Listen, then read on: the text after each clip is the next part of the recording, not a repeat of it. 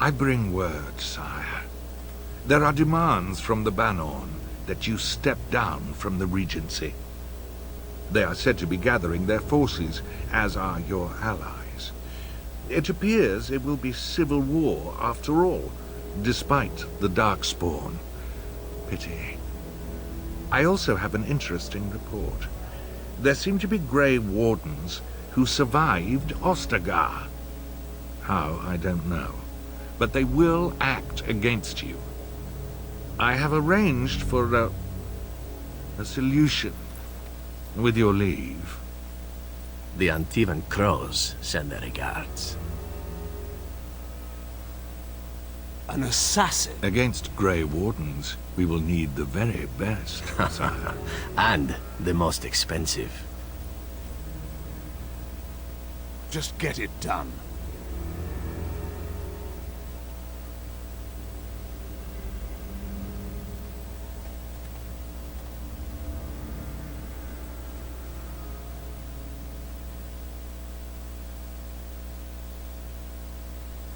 Yes!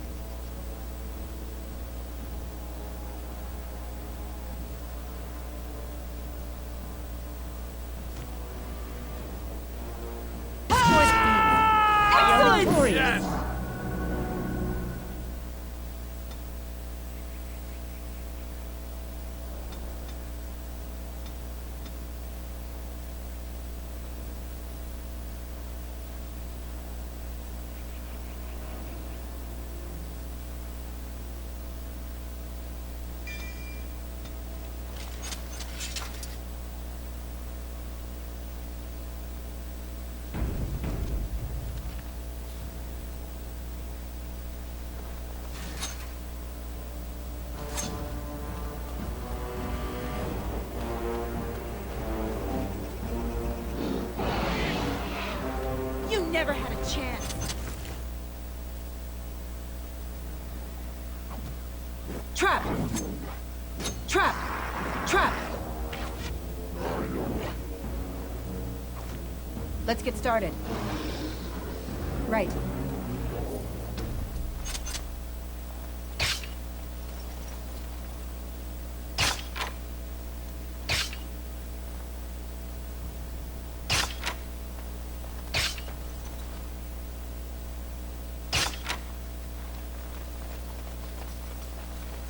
Right.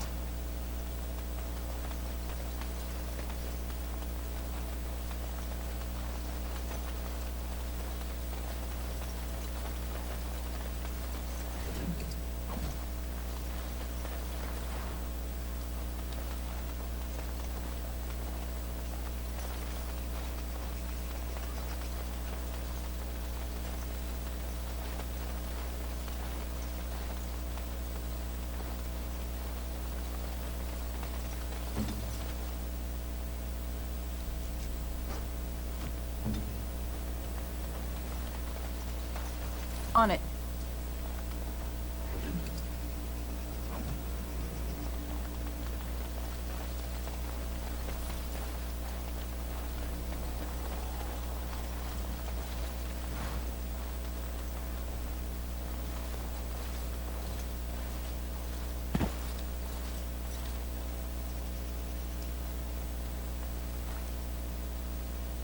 Oh, I fell.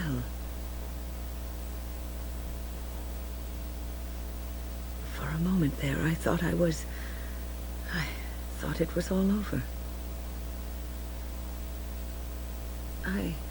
I will explain everything when we are back at camp. Now is not the time.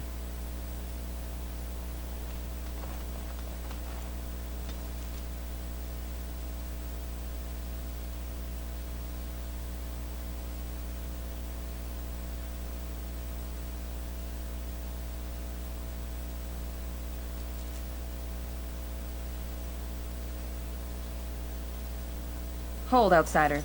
You may be of my kind, but you're not Dalish. Why are you here?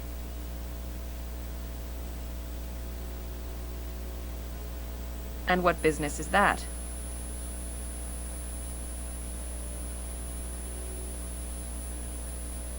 That is not a lie that many would attempt. I will bring you to the Keeper then, and he can decide if your business is worthwhile.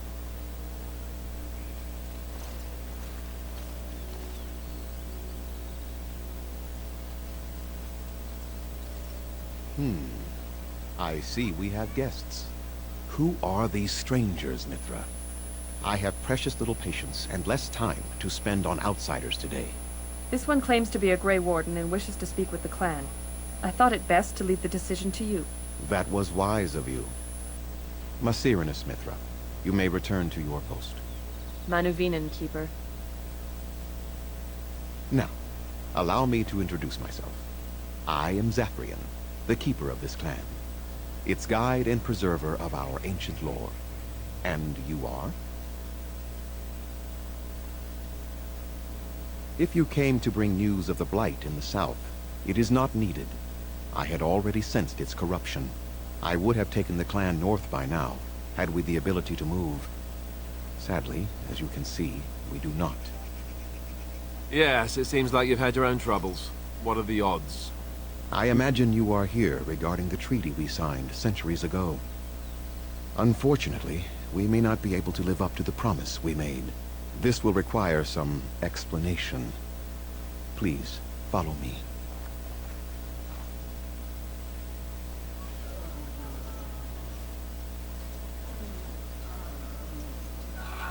The clan came to the Brazilian forest 1 month ago, as is our custom when we enter this part of Ferelden. We are always wary of the dangers in the forest, but we did not expect the werewolves would be lying in wait for us.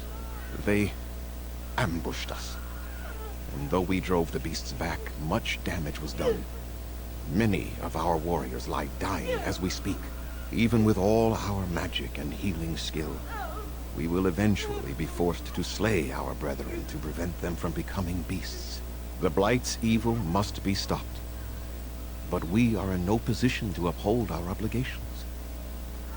I am truly sorry.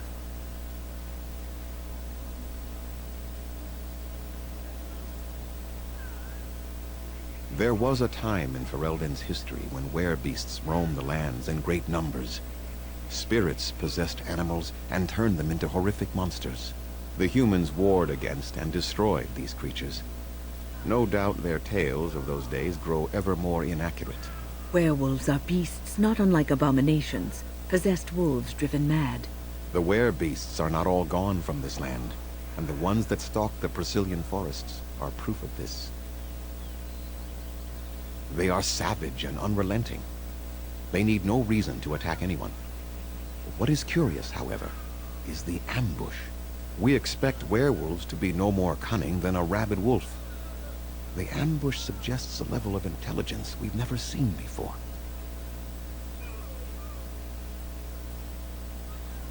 I doubt that. The very curse that is in their blood fills them with an unreasoning rage that precludes any true thought.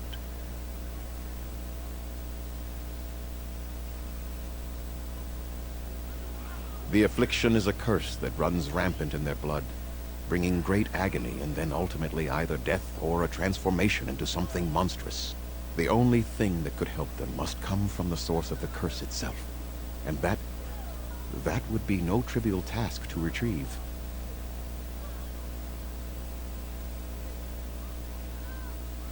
Within the Brazilian forest dwells a great wolf. We call him Witherfang.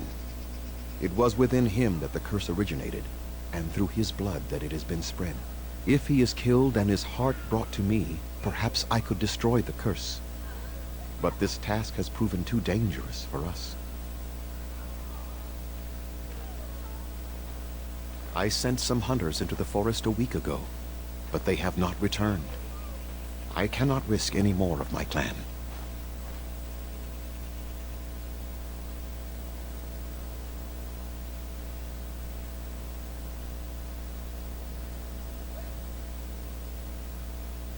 From whom? The children of the stone? The Shemlin? Do you truly think they have time to spare for us?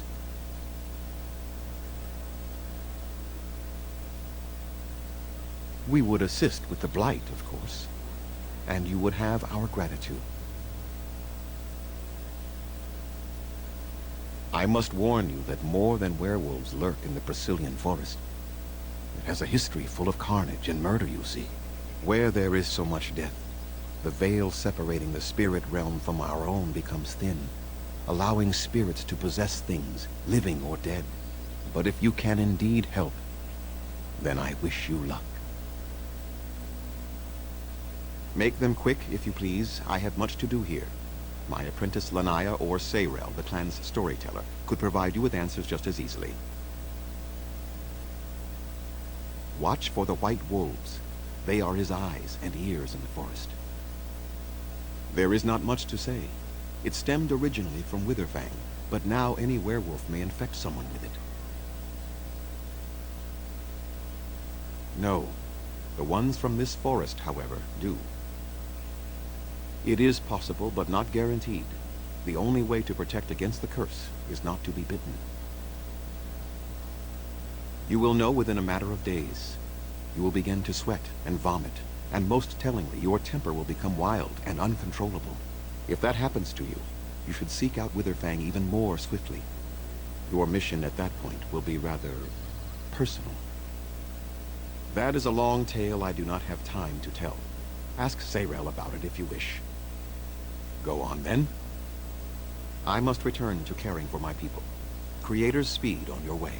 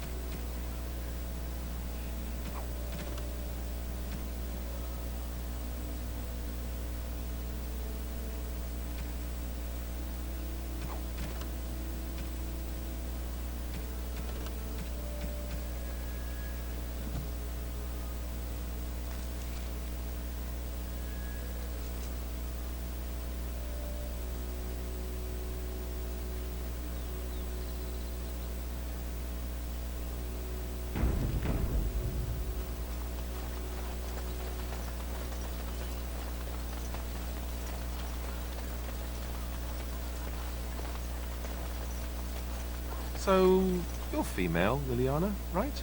I am? That's news. When did that happen? I just wanted some advice. What should I do if I think a woman is special and... You want to woo her? Here's a good tip. You shouldn't question her about her femaleness. All right, yes, good point. Why'd you ask? Are you afraid things will not proceed naturally? Why would they? Especially when I do things like ask women if they're female. It adds to your charm, Alistair. You're a little awkward. It is endearing. So I should be awkward. Didn't you just say not to do things like that? Just be yourself. You do know how to do that, don't you? All right, forget I asked.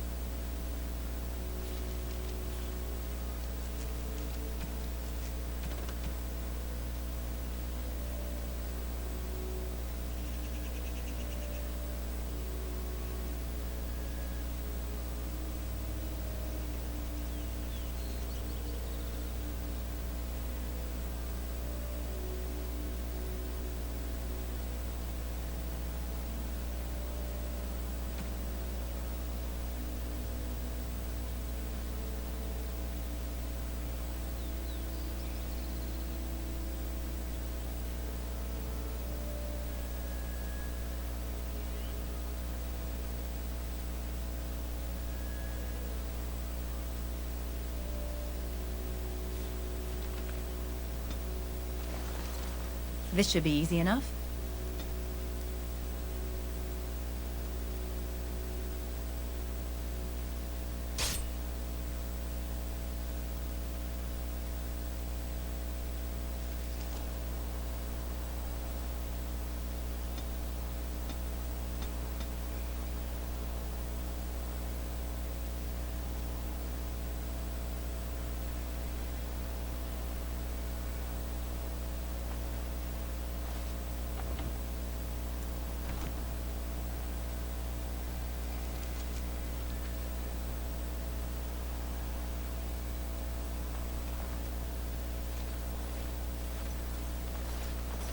Oh, thank the Maker. We need help. They attacked the wagon. Please help us. Follow me. I'll take you to them.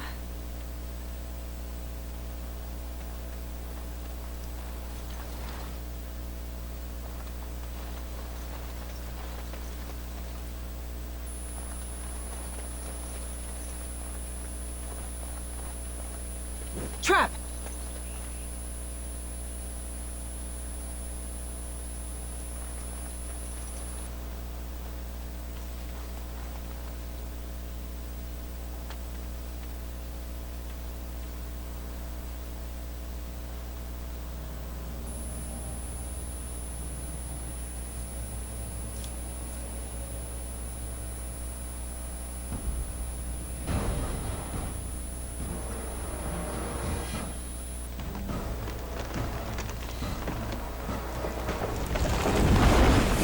Warden dies here!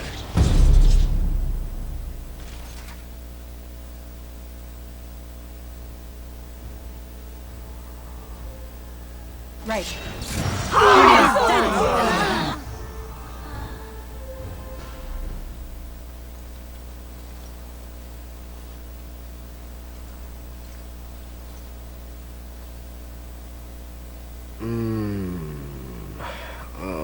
what? I rather thought I would wake up dead, or not wake up at all, as the case may be. But I see you haven't killed me yet.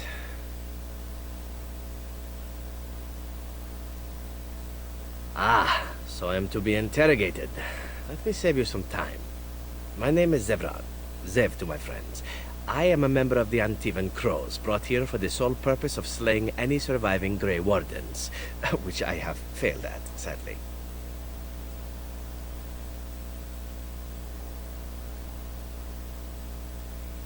So would I be, in your shoes. For me, however, it sets a rather poor precedent, doesn't it? Getting captured by a target seems a tad detrimental to one's budding assassin career.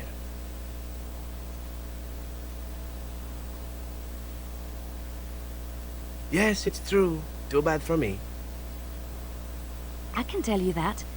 They are an order of assassins out of Antiva, very powerful and renowned for always getting the job done, so to speak. Someone went to great expense to hire this man. Quite right. I'm surprised you haven't heard much of the Crows out here. Back where I come from, we're rather infamous.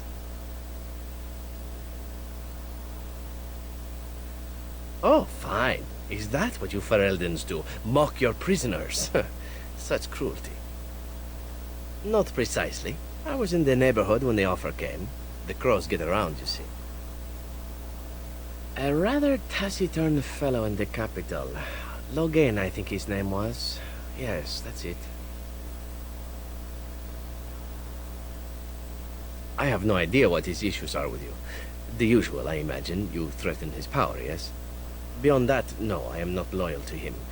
I was contracted to perform a service.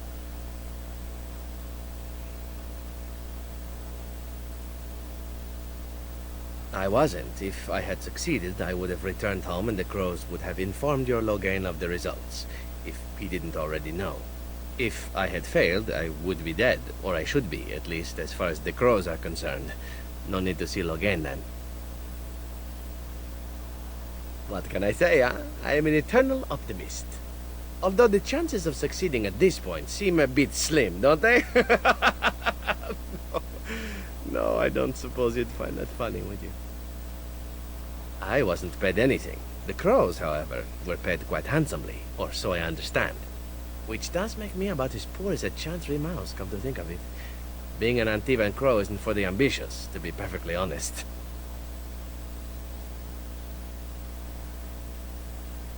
Well, aside from a distinct lack of ambition, I suppose it's because I wasn't given much of a choice. The crows bought me young. I was a bargain, too, or so I'm led to believe. But don't let my sad story influence you. The crows aren't so bad. They keep one well supplied. Wine, women, men, whatever you happen to fancy. Though the whole severance package is garbage, let me tell you. If you're considering joining, I'd really think twice about it. You seem like a bright girl. I'm sure you've other options. Why not? I wasn't paid for silence. Not that I offered it for sale, precisely.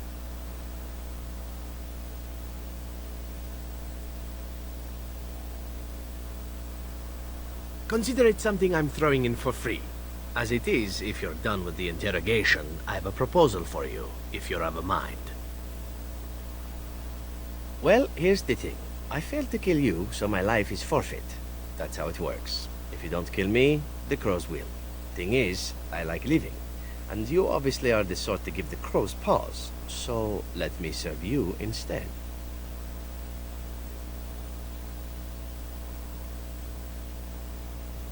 To be completely honest, I was never given much of a choice regarding joining the crows. They bought me on the slave market when I was a child. I think I paid my worth back to them plus tenfold. The only way out, however, is to sign up with someone they can't touch. Even if I did kill you now, they might just kill me on principle for failing the first time. Honestly, I'd rather take my chances with you. Possibly. I happen to know their wily ways, however. I can protect myself as well as you. Not that you seem to need much help. And if not, well, it's not as if I had many alternatives to start with, is it?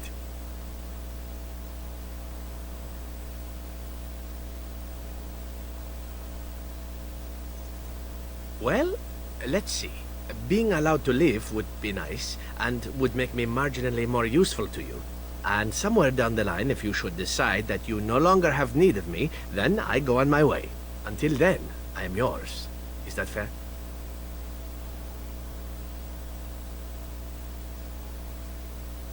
Why? Because I am skilled at many things, from fighting to stealth and picking locks. I could also warn you should the Antivan crows attempt something more sophisticated, now that my attempts have failed. I could also stand around and look pretty if you prefer. Warm your bed. Fend off unwanted suitors, no? See? I knew we could find a common interest. Or two, or three. Really, I can go all night. So, what shall it be? I'll even shine armor. You won't find a better deal, I promise. I happen to be a very loyal person. Up until the point where someone expects me to die for failing.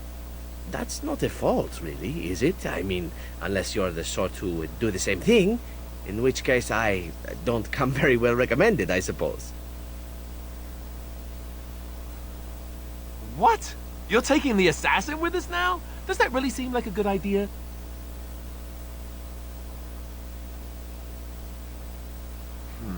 All right, I see your point. Still, if there was a sign we were desperate, I think it just knocked on the door and said hello. Welcome, Zevran.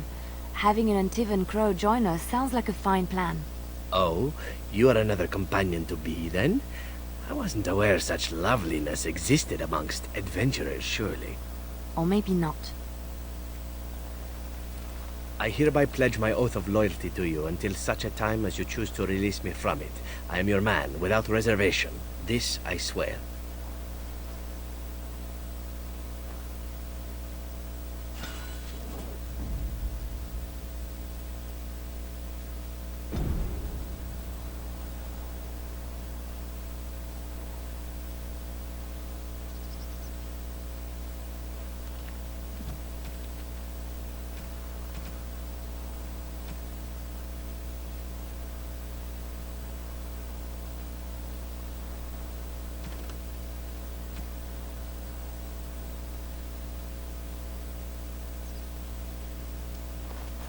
On it.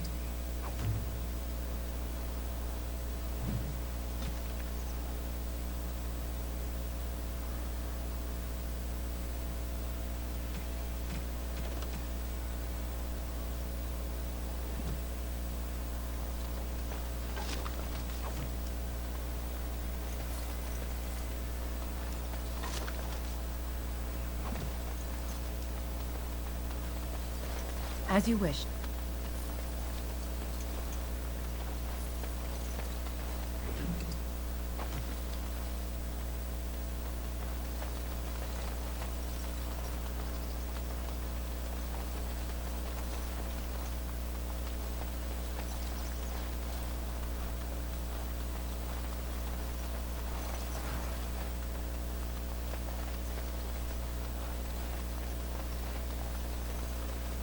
As you wish.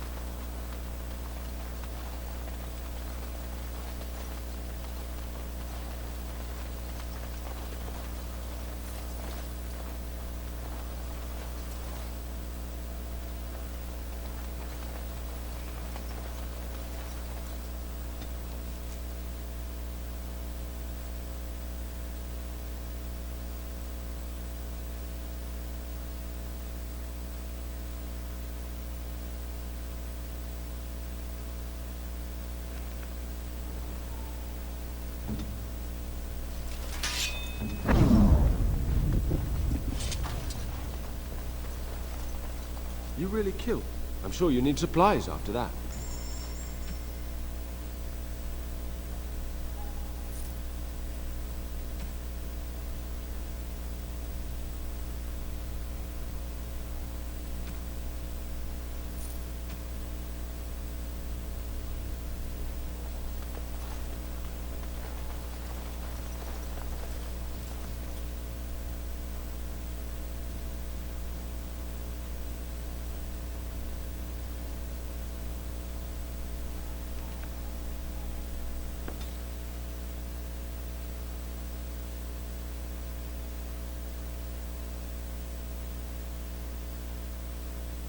I have been studying Mother's grimoire. Do you wish to hear what I have found? 'Tis not what I expected. I had hoped for a collection of her spells, a map of the power that she commands. But this is not it.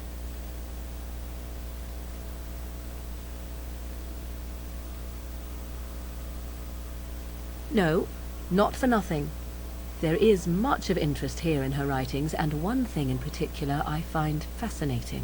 Here, in great detail, Flemeth explains the means by which she has survived for centuries. Oh, if only 'twere so. Flemeth has raised many daughters over her long lifetime. There are stories of these many witches of the wilds throughout chastened legend, yet I have never seen a one, and always wondered why not. And now I know. They are all Flemeth. When her body becomes old and wizened, she raises a daughter, and when the time is right, she takes her daughter's body for her own.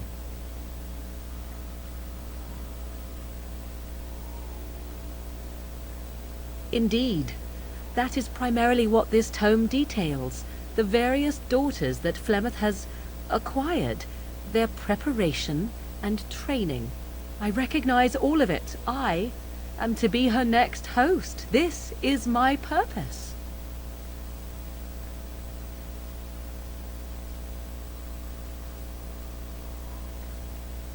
Whatever spark of the demon that made her what she is remains within her, keeps her from dying of old age, but her body deteriorates. Eventually, she would be so wizened as to be senseless and immobile. So, she must seek a new body, a fresh body, and start the cycle anew. I am uncertain. According to her writings, certain hosts are better than others. The more a host is prepared, the quicker the transition will be. I am sorry. This simply takes me by surprise. I would have thought I would have had some inkling, some notion.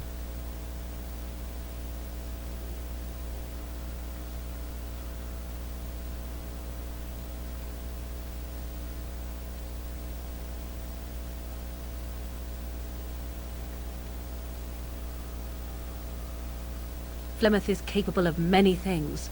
I was a fool not to suspect her capable of using me for her own self-preservation.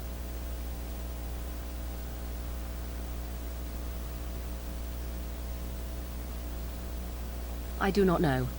Perhaps 'tis as she said, the Darkspawn threaten her as much as they threaten anyone else. Or perhaps she believes that this journey will make me more powerful. According to the tome, if the host is already powerful and trained in magic, it takes far less time for Flemeth to settle in.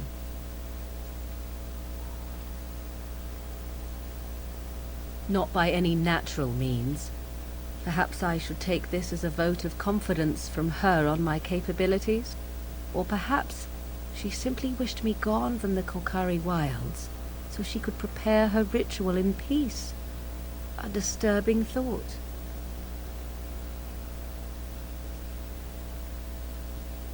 There is only one possible response to this. Flemeth needs to die. I will not sit about like an empty sack waiting to be filled. Flemeth must be slain, and I need your help to do it.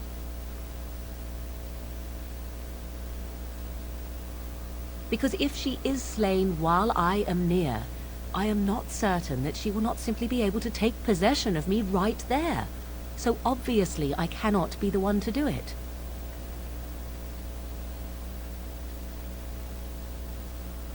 And what would that do? At best, I would receive pointless reassurances. At worst, Flemeth would imprison me once she became aware I know what I do.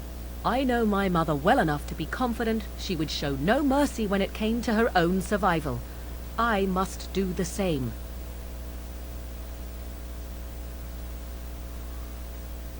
Then what needs to be done is for you to go back to Flemeth's hut in the Korkari wilds without me.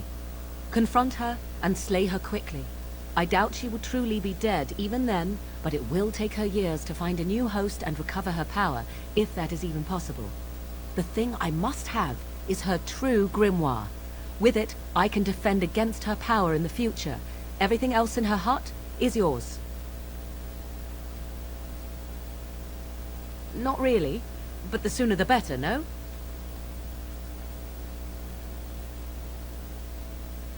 She would like everyone to think she is invincible, but I highly doubt that is the case. And besides that, you are not truly killing her. I am grateful. The sooner this can be done, the sooner it will set my mind at ease.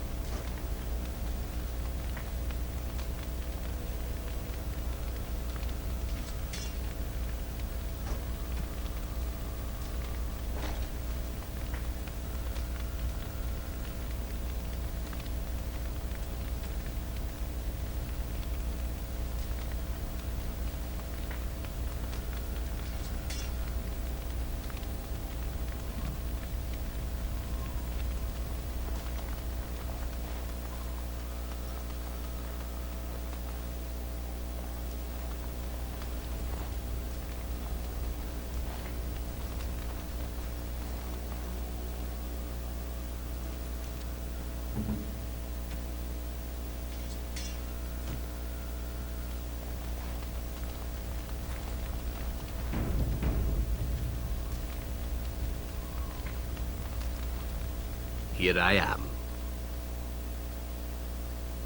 Oh, this should be good. Go ahead. Oh, you wish to know about Antiva, do you? The only way to truly appreciate it would be to go there. It is a warm place, not cold and harsh like this Ferelden.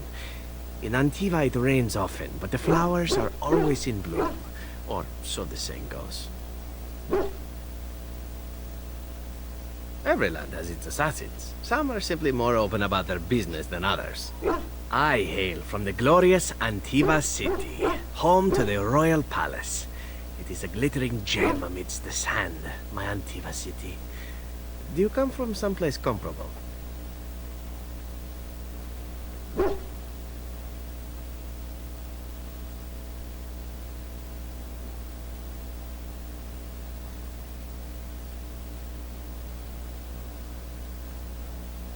And it's a fine enough city, I suppose?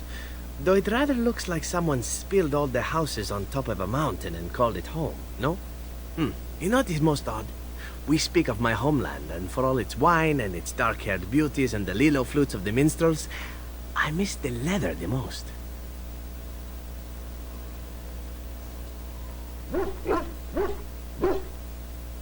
I mean the smell. For years, I lived in a tiny apartment near Antiva City's leather-making district, in a building where the crows stored their youngest recruits, packed in like crates. I grew accustomed to the stench, even though the humans complained of it constantly. To this day, the smell of fresh leather is what reminds me most of home more than anything else. Oh, not so long, I know. It is my first time away from Antiva, however, and the thought of never returning makes me think of it constantly. Before I left, I was tempted to spend what little coin I possessed on leather boots I spotted in a store window. Finest Antivan leather. Perfect craftsmanship. But I was a fool to leave them. I thought, Ze브란, you can buy them when you return as a reward for a job well done. More the fool I, no?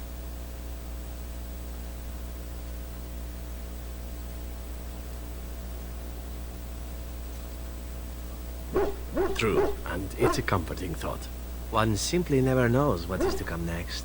How could I have suspected I would end up defeated by a beautiful grey warden, a woman who then spares my life? I could not.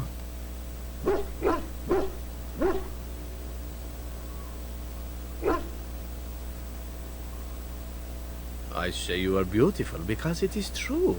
Should I not? And glad I am to hear it. Now, if it is all the same to you, I would prefer not to speak more of Antiva. It makes me wistful and hungry for a proper meal. Here I am. Oh, this should be good. Go ahead.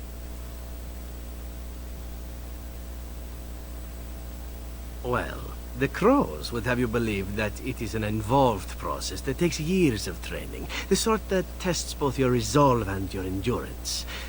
Survive that process and maybe, just maybe, you're good enough to start being considered one of them.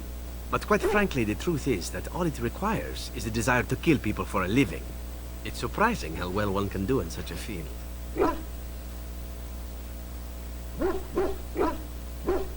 I don't know about that.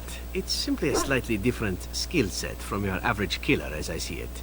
An assassin simply specializes in striking from stealth, and in maximizing that first attack to be as lethal as possible.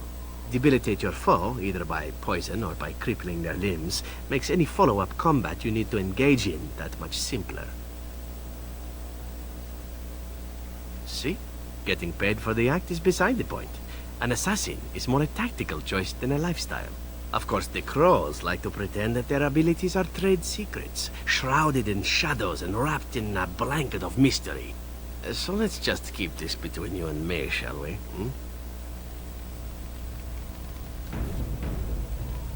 Here I am.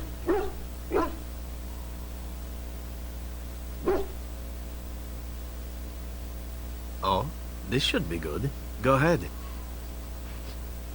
Well now, I imagine that's a very fair question. Being an assassin, after all, is a living, at least as far as such things go. I was simply never given the opportunity to choose another way. So, if that choice presents itself, why should I not seize upon it? I don't know that I would put it precisely that way. I was but a boy of 7 when I was purchased. For 3 sovereigns, I'm told. Which is a good price, considering I was all ribs and bone and didn't know the pommel of a dagger from the pointy end. The crows buy all their assassins that way. Buy them young, raise them to know nothing else but murder. And if you do poorly in your training, you die. Of course, you compete against your fellow assassins, and those who survive are rightfully proud of it. In Antiva, being a crow gets you respect. It gets you wealth. Gets you women. And men. Or whatever it is you might fancy. But that does not mean doing what is expected of you always. And it means being expendable. It's a cage, if a gilded cage. Pretty, but confining.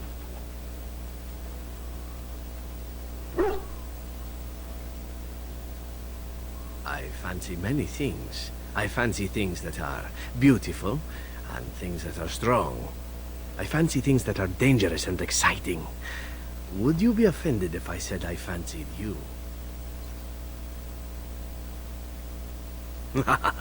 This is good to know. As for what I'll do in the future, presuming that there is one, I truly can't imagine. It might be interesting to go into business for myself, for a change. Far away from Antiva, of course. For now, naturally, I go where you go.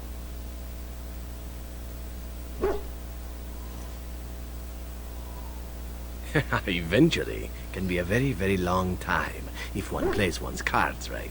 Come now, enough chit-chat. Talking about the crows summons them, you know. Any Antivan fishwife could tell you so.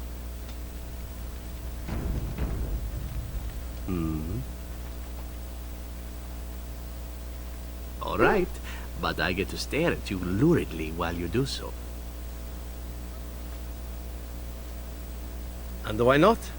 There are many things to enjoy about being a crow in Antiva.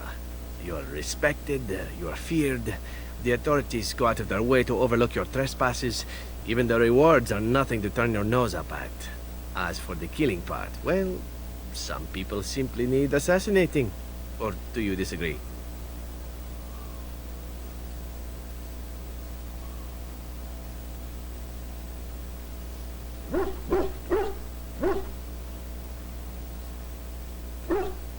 I often find myself the instrument of fate, ending these lives for one necessity or another. I console myself with the notion that most of them had it coming. As far as enjoying the act of killing itself, why not? There is a certain artistry to the deed, the pleasure of sinking your blade into their flesh and knowing that their life is in your hands.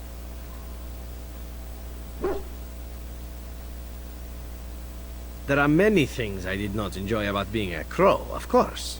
Having no choice, being treated as an expendable commodity, the rules, oh, so many rules. But simply being an assassin, I like it just fine.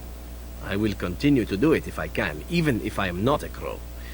Honestly, could you picture me doing something else? I mean professionally. Or maybe you mean professionally as well.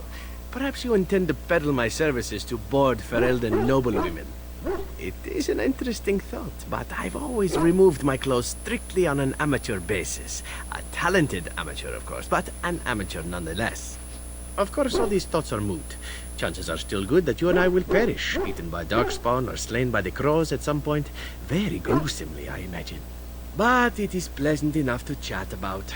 Come, let's move on while our boots still have some wear in them.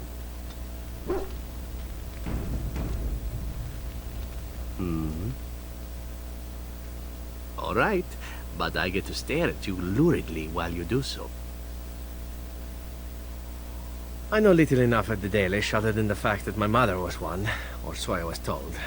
She had fallen in love with an elven woodcutter and accompanied him back to the city, leaving her clan behind for good. And there, of course, the woodcutter died of some filthy disease and my mother was forced into prostitution to pay off his debts. Oldest tale in the book. How should I know? My mother was a whore, as you'll recall. None of the other elven boys in the whorehouse knew their fathers. I was not so unusual. I didn't know my mother either, of course. She died giving birth to me. My first victim, as it were. We were all raised communally by the whores. It was a happy enough existence, ignoring the occasional beating. Until eventually I was sold to the crows. I brought a good price, so I hear. It could have been much worse. Shall I tell you about what happened to the other whorehouse boys who did not fetch a decent price with the crows? Surely your life has not been so idyllic. People like you and I are not the product of happy lives of contentment, after all.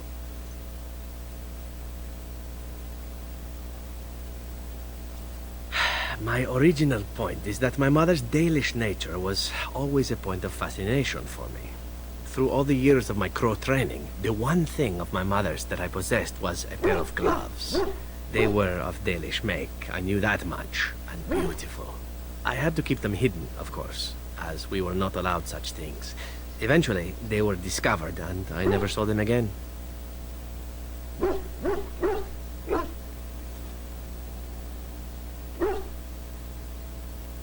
I don't feel anything about them. Oh, we heard about them in the city. Even deep in Antiva. I even had the notion once to run off and join them. Naturally, the reality did not live up at all to the fantasies I had constructed as a boy, staring at those gloves. But such is life. Come, enough talk of the Dalish. Let us move on.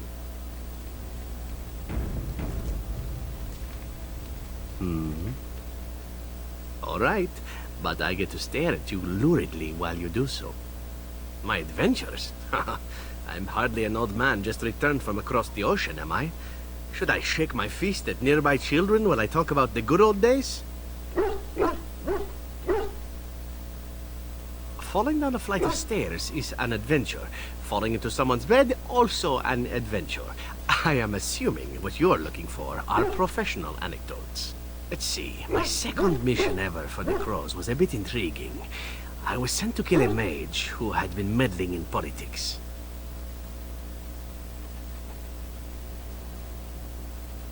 Well, it was just the one mage. Not as simple a mission as the vagrant Grey Warden or two, perhaps. As it turned out, the mage in question was quite a delightful young woman. Long, divine legs, as I recall. I caught her in a carriage on her way to escape to the provinces. After I killed her guard, she got down on her hands and knees and begged for her life. Rather aptly, I might add. So I joined her in the carriage for the night and left the next morning. Well, yes, twice, actually. Then she decided to try and use me instead. The woman had actually convinced me to speak to the Crows on her behalf. What can I say? I was young and foolish at the time. Then, as I was kissing her goodbye to return to Antiva City, she slipped on the threshold and fell backwards out of the carriage. Broke her neck. Shame, really, but at least it happened quickly. Not actually, no. I was a bit unimpressed by the development at first. Then I found out that she had told the driver to take her to Janellen instead. She had planned to lose me in the provinces. I would have looked very foolish to the Crows. As it was, my master was very impressed that I had done such a fine job of making it look like an accident.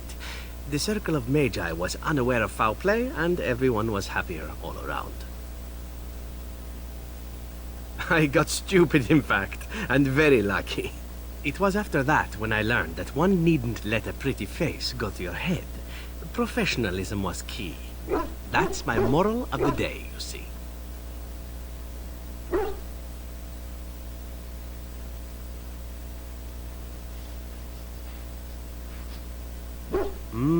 Well, there is you.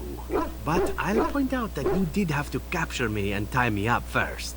Every rule has its exception. Now that I've mentioned tying me up in that context, do we have extra rope about?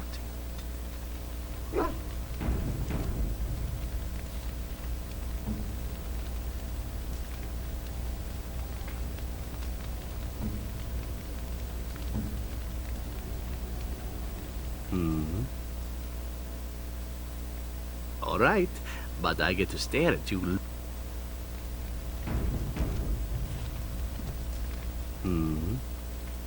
Oh, this should be good. What would you like to discuss?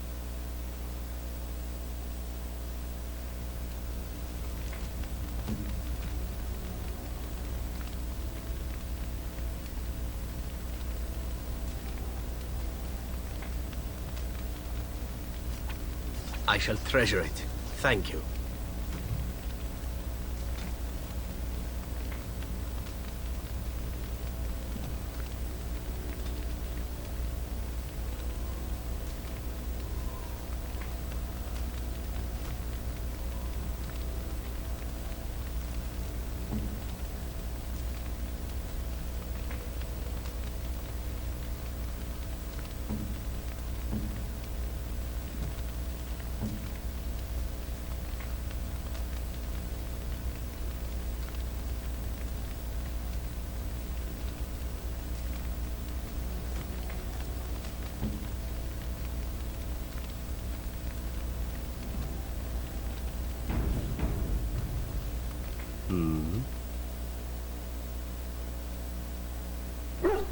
All right, but I get to stare at you luridly while you do so.